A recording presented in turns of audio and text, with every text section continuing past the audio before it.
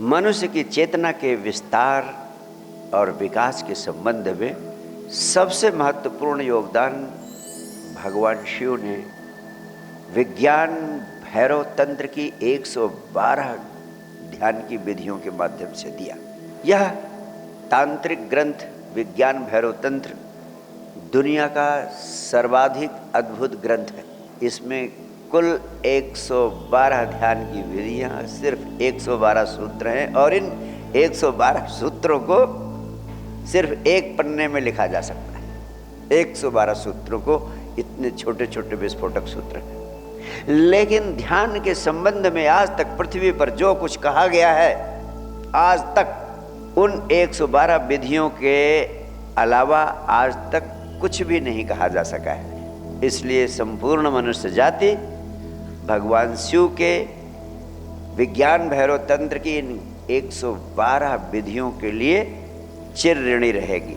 और इस ग्रंथ की एक एक विधि विस्फोटक है, आपकी चेतना को 100% उपयोग करने की क्षमता उपलब्ध कराने में सक्षम है, हर एक विधि। और मैं आपसे कहना चाहता हूँ, उन 112 विधियों में से हर एक विधि के अंतरतम में मैंने प्रवेश किया, उनके अनुभव से गुजरा और उस अनुभव से गुजरने के बाद मैंने जो अद्भुत अनुभव किए उसका सार साक्षी भाव में जीने की कला के माध्यम से सारी दुनिया को देने की चेष्टा कर रहा हूँ। 24 घंटे की जिंदगी में आपको साक्षी भाव से जीना है और साक्षी भाव में जीने की कला आपको आ जाए तो आपका जीवन पूरी तरह विश्राम पूर्ण हो जाता है।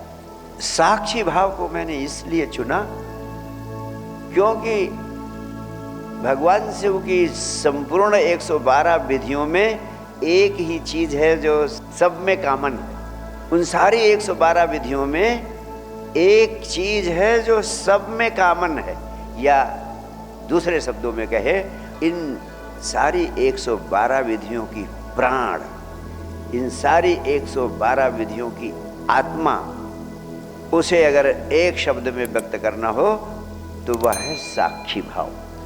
यानी साक्षी भाव हर विधि का प्राण।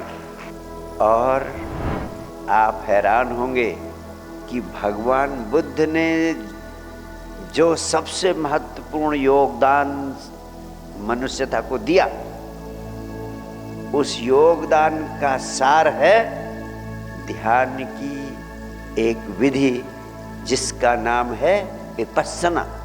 और विपस्सना वह विधि है जो भगवान शिव की 112 विधियों में से पहली विधि है। और विपस्सना शुद्ध साक्षित्व की विधि है। आज मैं उस विधि के संबंध में आपसे थोड़ी सी चर्चा करना चाहता हूँ कि अगर जितनी बात आज मैं कहूँगा उतना भी आपकी समझ में आ गई, आप पूरे हृदय से उसे आत्मसात कर लिया, तो आज से ही आपका जीवन बदलना शुरू हो जाएगा। क्योंकि साक्षित्व की सबसे शक्तिशाली विधि विपस्सना है, वो शुद्ध साक्षी की ही साधना है। जो ध्यान की इतनी सारी विधियां हैं उनमें सबसे विशिष्ट विधि है विपस्सना। वो ऐसे ही विशिष्ट है जैसे इस पृथ्वी पर बहुत सारे संबुद्ध पुरुष हुए हैं, उनमें विशिष्ट हैं भगवान बुद्ध, और उतनी ही विशिष्ट है ध्यान की ये विधि विपस्सना। विपस्सना का शाब्दिक अर्थ होता है देखना, जिसे अंग्रेजी में कहते हैं जस्ट लुकिंग, और तात्विक अर्थ मेटाफोरिकल मीनिंग हम कह सकते हैं साक्षी भाव से देखना, जस्ट वाचिंग, जस्ट विटनेसिंग, यानी साक्षी की तरह देखना, सिर्फ गवाह की तरह, इन्वॉल्व नहीं होना, जजमेंट नहीं करना, सिर्फ देखना। तो विपस्सना का अर्थ हुआ साक्षी भाव से देखना। और यही भगवान बुद्ध का सर्वाधिक महत्वपूर्ण उपहार है, सर्वाधिक महत्वपूर्ण योगदान है। इसी विधि से उन्हें एनलाइटनमेंट उपलब्ध हुआ, परम ज्ञान उपलब्ध हुआ, बुद्धत्व उपलब्ध हुआ।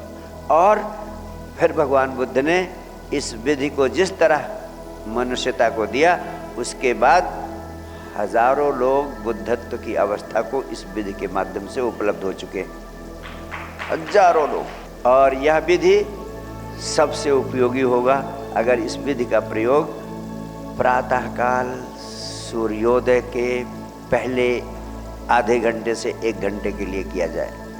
आधे घंटे से शुरू करके 1 घंटे तक इस विपश्यना विधि का प्रयोग सूर्योदय के पहले करना आपकी पूरी जिंदगी को बदल सकता है। इस विपश्यना के 3 आयाम हैं।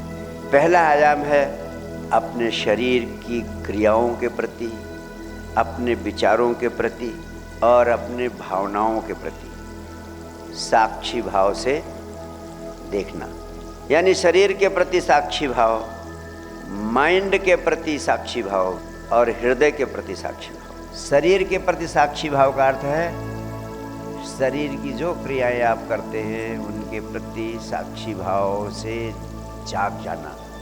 मन के प्रति साक्षी भाव का अर्थ है जो आपके मन में विचार उठते हैं उन विचारों को साक्षी भाव से देखना।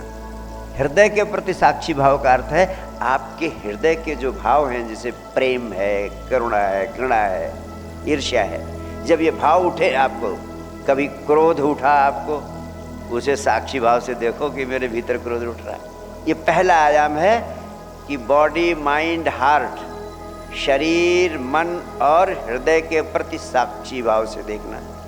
लेकिन भगवान बुद्ध ने कहा ये बाद में करना। दूसरा आयाम क्या है? दूसरा विपश्यना का उपयोग है कि अपने नाभि केंद्र के आसपास जब आप सांस भीतर लेते हैं तो नाभि ऊपर उठती है, जब श्वास बाहर छोड़ते हैं तो नाभि भीतर गिरती है। जैसे छोटे बच्चे को आपने देखा होगा सोते हुए, जब सोता है तो पेट ऊपर उठता है, पेट नीचे गिरता है। तो उस नाभि केंद्र के आसपास बंद आंखों से देखते रहना कि अब पेट ऊपर उठ रहा है, पेट भीतर जा रहा है, पेट ऊपर उठ रहा है, पेट नीचे गिर रहा है। ये भी विपश्यना का एक प्रकार है। Watching your navel centre with the incoming and outgoing breath, rising and falling of the navel centre of your belly button, right. ये दूसरा आयाम है। और तीसरा आयाम है अपनी नाक के अगले भाग पर आती हुई श्वास, जाती हुई श्वास को देखते रहना। तो भगवान बुद्ध ने कहा कि आप इन तीनों आयामों में से किसी से शुरू कर सकते हैं, लेकिन उन्होंने कहा कि आप श्वास, नाक से भीतर आती हुई श्वास और बाहर जाती हुई श्वास, भीतर आती हुई श्वास और बाहर जाती हुई श्वास को देखना शुरू करें। जब भीतर आती श्वास, बाहर जाती श्वास को नाक के अगले भाग पर देखना शुरू करेंगे तो आपके भीतर साक्षी भाव जगेगा। और भगवान बुद्ध ने सबसे महत्वपूर्ण बात कही कि जब आप भीतर आती श्वास, बाहर जाती श्वास को देखने लगते हैं तो आप वर्तमान क्षण में आ जाते हैं।